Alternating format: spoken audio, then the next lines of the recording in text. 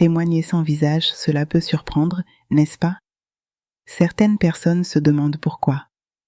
D'autres pensent que c'est par peur. En réalité, c'est un choix réfléchi. Je suis une femme noire, doctorante. Et malheureusement, mon parcours universitaire m'a appris que la parole n'est pas toujours protégée. Ici, je témoigne sans visage, mais avec rigueur, dignité et vérité. Je ne parle pas d'un concept abstrait. Je parle de mon quotidien, de mon parcours universitaire, de ce que signifie être une femme noire dans un espace où l'on est censé être évalué objectivement. La réalité, c'est que certaines trajectoires sont constamment questionnées. Et ceci, même quand elles sont légitimes. J'ai entrepris un doctorat avec des attentes simples. Travailler fort. Apprendre. Contribuer. Très tôt, j'ai compris que l'université n'est pas un espace neutre pour tout le monde. Être une femme noire dans le milieu académique, c'est souvent devoir prouver plus. Expliquer davantage. Et parfois, douter de soi quand le système doute de vous. Ce doute n'est pas toujours verbal. Il s'installe lentement. Dans les silences. Dans certaines évaluations. Dans des décisions difficiles à comprendre. Lorsque j'ai franchi les portes de l'université pour la première fois, j'étais animée par un espoir immense, une ferveur presque naïve. Pour moi, comme pour beaucoup de jeunes issus de la diversité ou de l'immigration, l'université représentait le sanctuaire ultime. C'était le lieu où les origines, le statut social ou la couleur de peau devaient s'effacer devant la puissance de l'intellect. Je visualisais l'université comme une arène noble où seules les idées s'affrontent, où la rigueur de la pensée est la seule monnaie d'échange. En fait, je pensais que si je lisais tous les livres, si je maîtrisais toutes les théories, si je rendais mes devoirs à temps avec une structure impeccable, je serais jugée équitablement. Pourtant, très rapidement, cette illusion s'est fissurée. Ce ne fut pas un effondrement brutal, mais une érosion lente et douloureuse. En effet, j'ai découvert, à mes dépens, que les règles du jeu n'étaient pas les mêmes pour toutes et tous. J'ai compris qu'il existait deux universités, celle des brochures sur papier glacé, qui vantent la diversité et l'inclusion avec des photos souriantes, et celle de la réalité, où les biais inconscients et parfois conscients dictent les notes et les opportunités. Je me souviens de ces soirées passées à relire mes devoirs à l'infini, essayant d'anticiper l'invisible critique, ce jugement biaisé qui n'avait rien à voir avec le contenu mais tout à voir avec la perception de ma personne. Je me souviens aussi de ces mini-soutiens inattendus, un camarade qui murmure « Je sais ce que tu traverses », un professeur qui sourit et encourage, un regard complice dans une bibliothèque bondée. Ces moments étaient rares mais précieux, comme de petites lampes dans un tunnel sombre. Ce que j'ai vécu, le fait d'être évalué, autrement, d'être jugé sur qui je suis plutôt que sur ce que je produis, de voir mes propos interprétés à travers le prisme de stéréotypes raciaux, a profondément marqué mon parcours. En fait, cette expérience a marqué mon parcours d'une encre indélébile, instillant un doute chronique sur mes propres capacités et imposant une fatigue cognitive supplémentaire, celle de devoir sans cesse décoder les situations, d'analyser les interactions pour distinguer ce qui relevait d'une critique académique légitime de ce qui s'apparentait à un biais. Cette fracture continue, aujourd'hui encore, de résonner dans ma vie professionnelle et personnelle comme une blessure mal cicatrisée qui se réveille par temps froid. En fait, quand on parle de discrimination, on pense souvent à des gestes évidents. Mais dans les milieux universitaires, elle est souvent subtile, institutionnelle et difficile à nommer. Elle peut prendre la forme d'une évaluation incohérente, d'un soutien absent ou d'une parole qui n'est pas prise au sérieux. Et lorsqu'on est une femme noire, comme moi, ces expériences ne sont pas isolées. Elles s'inscrivent, en fait, dans un contexte plus large. Un contexte que les études documentent, mais que peu de personnes racontent de l'intérieur. Je ne vous apprends rien en vous disant que l'injustice académique est d'autant plus violente qu'elle est invisible et difficile à prouver.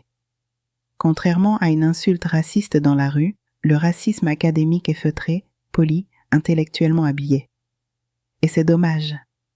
Il se cache derrière des termes comme manque de profondeur, problème de ton, style inadapté ou défaut de pensée critique.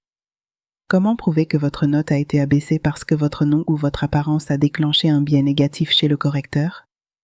Comment démontrer que l'exigence de sévérité s'applique davantage à vous qu'à votre voisin de classe, qui, pour un travail similaire, reçoit des éloges?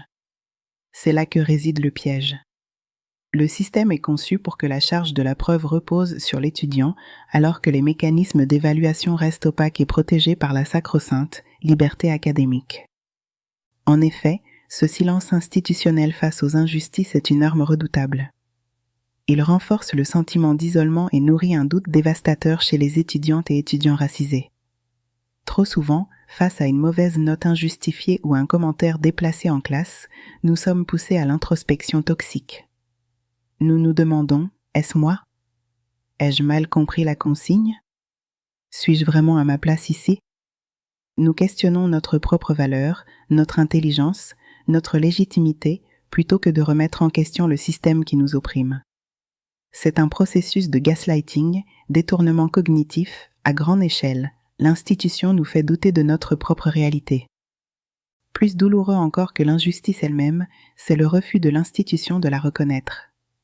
Trop souvent, lorsque nous trouvons le courage de parler, de frapper à la porte d'un bureau, d'envoyer un courriel pour signaler un malaise, nos plaintes sont minimisées. Elles sont diluées dans le jargon administratif.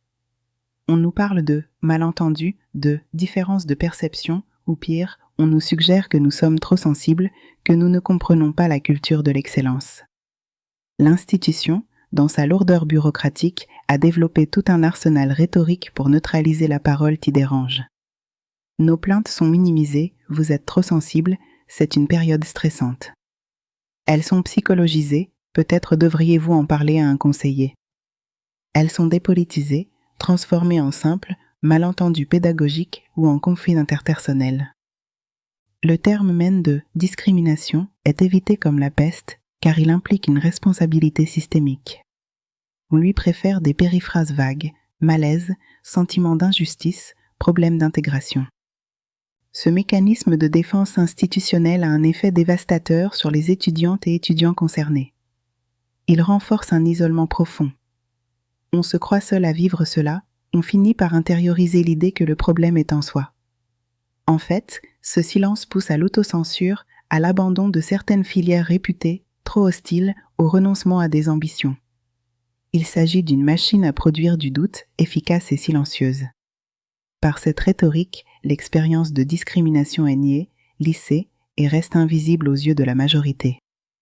On nous demande de faire preuve de résilience, comme si la capacité à endurer l'injustice devait faire partie intégrante de notre diplôme. On nous demande de nous adapter, alors que c'est le système qui est défaillant. J'ai vu des camarades brillants abandonnés, non pas parce qu'ils n'avaient pas le niveau intellectuel, mais parce qu'ils étaient épuisés émotionnellement. Ils étaient à bout de force à force de se battre contre des moulins à vent, à force de devoir justifier leur présence et leur valeur à chaque étape. J'ai choisi de témoigner sans visage. Non pas pour me cacher, mais pour me protéger. Si je ne montre pas mon visage, ce n'est pas par honte. C'est par lucidité. Parce que dans certains espaces, la parole a un prix. Et ce prix est rarement le même pour tout le monde. Protéger son identité, c'est parfois la seule façon de dire la vérité sans être réduite au silence. Le système académique est hiérarchisé. La parole étudiante, surtout lorsqu'elle dérange, n'est pas toujours accueillie avec bienveillance. Témoigner sans visage me permet de parler librement, sans exposer inutilement ma sécurité professionnelle, émotionnelle ou académique. Ce choix ne retire rien à la validité de mon vécu. Il rappelle simplement que la parole n'est pas également protégée pour tous. Le plus difficile, ce n'est pas toujours ce que le système fait. C'est ce qu'il finit par nous faire croire. On commence à douter de soi, de ses compétences, de sa légitimité. Oui, c'est ce qu'il finit par nous faire croire, qu'on n'est peut-être pas assez bonne, qu'on exagère, qu'on devrait se taire. C'est ça, la colonisation de l'esprit. Et quand on est une femme noire, ce doute se mélange souvent à des stéréotypes anciens, rarement nommés, mais toujours présents. Cette chaîne existe aussi pour déconstruire cela, pour rappeler que le doute n'est pas une preuve d'incompétence, mais souvent le produit d'un environnement inégal. La discrimination ne se manifeste pas toujours par des insultes. Elle est souvent silencieuse. diffuse, institutionnel. C'est quand tes compétences sont remises en doute plus souvent.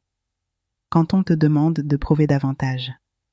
Quand l'erreur que tu fais devient une preuve, alors que chez d'autres, elle reste une exception. Cette chaîne n'est pas un espace d'accusation. C'est un espace de témoignage, de compréhension et de prévention. Je souhaite laisser une trace. Pour les étudiants, pour les institutions, et surtout pour celles et ceux qui vivent des expériences similaires sans toujours avoir les mots. Si je parle aujourd'hui, ce n'est pas pour régler des comptes.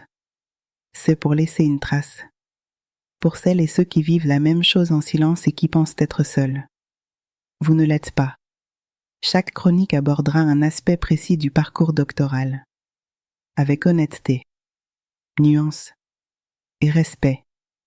Si ce témoignage vous parle, si vous vous reconnaissez dans ce parcours, sachez que vous n'êtes pas seul. Abonnez-vous à cette chaîne pour suivre les prochaines chroniques. Une nouvelle vidéo sera publiée chaque semaine.